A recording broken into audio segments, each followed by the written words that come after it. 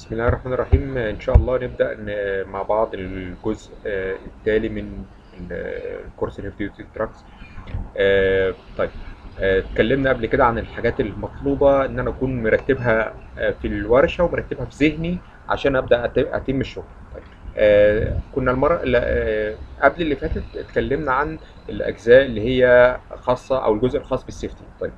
الحاجات او الاشكال اللي قدامنا ديت هي مثلا من ابسط الحاجات اللي لازم تكون موجوده في كل مكان. يعني ما ينفعش ان انا اكون في مكان ما فيهوش الحاجات دي.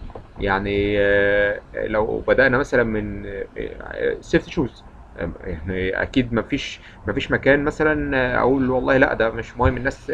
معلش يعني اللي لابس شبشب واللي لابس معرفش جزمه جلد واللي لابس كذا واللي لابس كذا واللي لابس كوتشي، بعد كده واحد مسمار يدخل في رجله. ودي بتحصل كتير. واحد حاجه وقعت على صوابعه هرستها، يبقى اجرب ده وده. فلا، انا امن نفسه. والسيفتي سيفتي شوز صراحه يعني سعره قليل جدا يعني مقارنه بالخدمه اللي هو بيأديها. والناس كتير بدأت تفهم الموضوع ده الحمد لله يعني. ابرون للحام، المرياله بتاعت اللحام وكل ادوات اللحام بقى. طبعا يعني اللحام دوت هو طبعا بيكون فاهم شغله، بس انا برضو يعني مش هستنى ان هو يجي يقول لي انا عاوز كذا. لا، ده هو عنده الماسك، عنده بلاك جلاس، عنده النضارات بتاعته، عنده الجلافز اللي هي زي اللي معانا تحت ديت. تمام. عنده الحاجات ديت كلها. الناس كلها يفضل، وطبعا بيبقى شكل كويس. وفي ناس كتير طبعا بتحاول انها تقاوم الكلام ده، بس زي بعضه يعني اللي هو الاوفرول او الكفرول او يعني العفريت او ايا كان اسمها، يعني زي ما الناس بتسميها. طبعا الحاجات ديت مهمه جدا. الجلافز العاديه او الجوانتيات العاديه اللي هي بتتباع بالباكيته ديت، بتبقى قطن كده، بتخلي الناس تشتغل. يعني واحد ما يجيش في ايده رايش. الناس لو ايده اتوسخت مثلا يجي عليها شحم ومثلا وكربون وما اعرفش ايه، فتلاقي ايده متبهدله لا، فبتبقى يعني منظر كويس ومنظر مريح يعني للناس. والناس بتقدر الحاجات ديت والحاجات ديت اسعارها مش غاليه يعني. ندخل.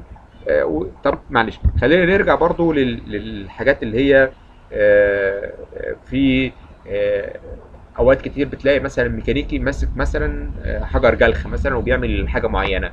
يبقى هو برضو معاه النضاره بتاعته عشان ما يجيش حاجه في عينه. واحد ميكانيكي مثلا هيعمل حته لحام مش مستاهل ان هو مثلا اللحام يجي يعملها مثلا. فيبقى برضو هو يعني ما بقولش اللحام مثلا هو اللي معاه الحاجات ديت، لا.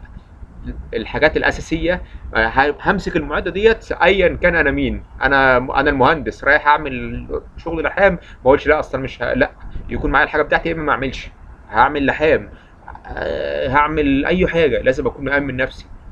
هنزل الورشه لازم اكون لابس على الاقل خالص سيفتي شوز. ده اقل ما فيها يعني، مش اقل من كده. تمام. ال ال الحاجات السيفتي ديت للامانه يعني بتحفظ ارواح وبتحفظ اعمار وبتحفظ اسر. يعني ممكن لا قدر الله واحد يحصل له حادثه لانه كان اهمل في حاجه زي كده وخلاص ما عادش له مصدر دخل.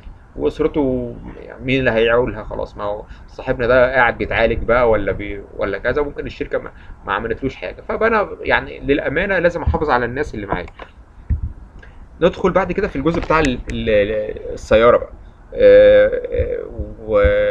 والحاجات اللي قبل كده ديت كانت مهمه ان انا اعملها لانها بنسبه كبيره بهتم بيها في شغلي جنب السيارات وجنب الصيانه. طيب. الشكل اللي قدامنا ده شكل بتاع السياره، اللي هو بدايه من ام بي 2. احنا كنا قبل كده اتكلمنا ان في انواع من السيارات في الاكتروس يعني ام بي 1، ام بي 2، بعد كده ام بي 3، بعد كده ام بي 4. الشكل اللي معانا دوت هنوضح ليه احنا قلنا اللي هو ام بي 2. بس خلينا الاول نبص للكابينه من طبعا السواق. طبعا ده الكرسي بتاعه زي ما احنا كانه واحد كده بيبص من فوق الكرسي بتاع السواق. تمام. والناحيه التانيه، الناحيه اللي هي على اليمين، ناحيه الراكب.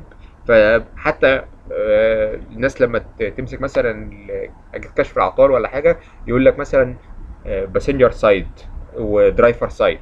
واوقات مثلا باسنجر يقول لك رايت هاند سايد او رايت سايد، والسواق يقول لك ليفت سايد. تمام. ف السواق طبعا قاعد قدامه قدامه الطاره ديت. الطاره ديت فيها من الناحيه اليمين في مجموعه زراير، ومن الناحيه الشمال هنا في مجموعه زراير تانية. مجموعه زراير ديت مرتبطه اللي هي مثلا اللي على الشمال مرتبطه بالتليفون، ومرتبطه بالصوت بتاع لو انا بتكلم في التليفون، والصوت بتاع الراديو. الناحيه اليمين مرتبطه ب تقليب جوه الاعطال اللي هي بتظهر لي على الشاشه هنا. ديت الشاشه اللي قدامنا ديت. تمام. الشاشه ديت بيظهر لي اوقات كتير عليها اعطال. ببدا اشوف السرعه اللي ماشي عليها، ببدا اشوف الغيار اللي ماشي عليه اول تاني تالت سريع بطيء السابع تامن. الحاجات دي كلها ببدا اشوفها من هنا. بقلب الزراير ديت من اللي هي موجوده على اليمين هنا. بقلب في الشاشه ديت وبشوف مثلا حراره، بشوف مستوى الزيت، بشوف الحاجات ديت. طيب الشاشه هنتكلم عنها بعدين، بس يعني هي في ناحيه فيها بيديني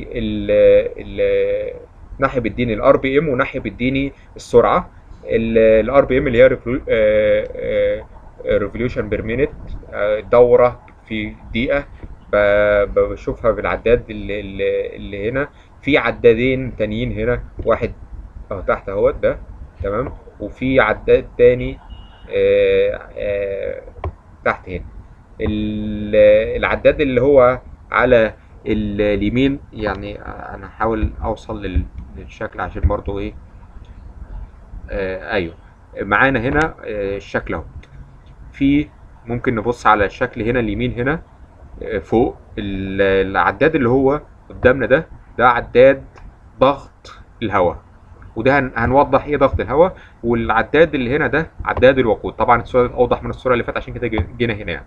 وفي هنا عداد بتاع الار بي ام اللي هو معانا هنا. تمام. وفي عداد يعني طبعا ثواني بيقولوا عليها، وحتى الناس شغاله في الصيانه يقول لك الامبير. ماشي. العداد هنا بتاع ايه سرعه السياره نفسها.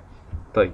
وهنا بيكتب لي ان هو مثلا يعني دي ان النيوترال، ان هو في وضع المور مور يعني. وفي هنا بيكتب لي كام كيلو مشيها السياره، مشيت كام كيلو في اخر تريب مثلا، والسياره مشيت كام كيلو توتال. تمام. طيب. في معانا هنا مثلا يقول لك فيل اب وز ديزل، يعني السياره دلوقتي عاوزه تحط لها ديزل لان مستوى الديزل نزل. وفي بعض الزراير تانية هي برضو بتساعد معايا، ممكن نبقى نتكلم عنها بعدين. تمام. الشكل اللي احنا كنا شفناه اللي هو الشكل اللي على اليمين ده اللي هو بتاع السياره الام بي 2 وام بي 3 وام بي 4. طبعا اختلف عن كده. السياره في الام بي 1 هو الشكل اللي قدامنا اللي على الشمال فوق ده الشكل بتاع السياره الام بي 1 او التابلو او العدادات اللي قدامنا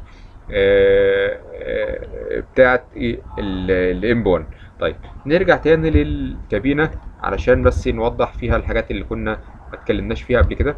طيب السواق طبعا قدامه الحاجات ديت. هنا مثلا في الزرار بتاع الانتظار الباركينج يعني.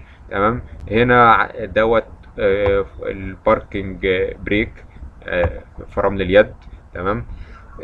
ديت عدادات بتاعه التكييف والمروحه والسخانات والحاجات ديت. تمام. في مجموعه زراير بقى مختلفه لل بتتحكم اكتر في الحركه بتاعه السياره ونوع الحركه ديت. يعني انا السياره مثلا طالعه مطلع، السياره ديت عاوز اوحد لها الاجساد عشان اخليها تمشي بالطريقه يعني. الحاجات دي كلها ببدا اتحكم فيها من هنا. عصايه الفتيس اللي هي هنا. تمام. طبعا قدام وورا، وبمور منها وبعمل السريع والبطيء. ده